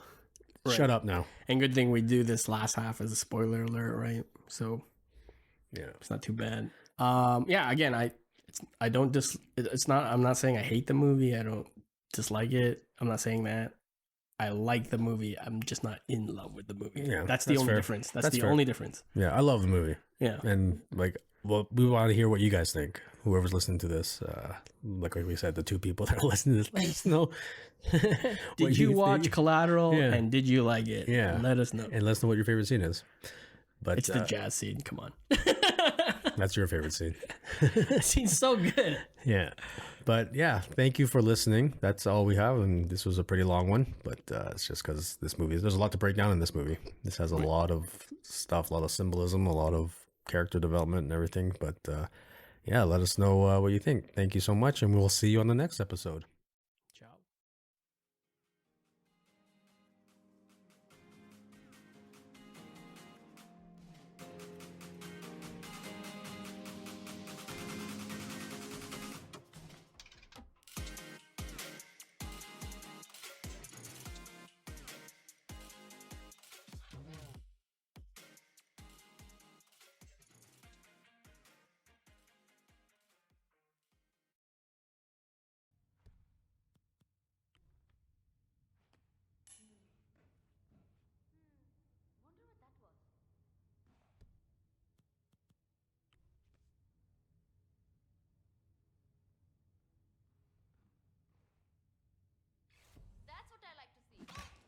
Oh, you didn't knock her out? Oh,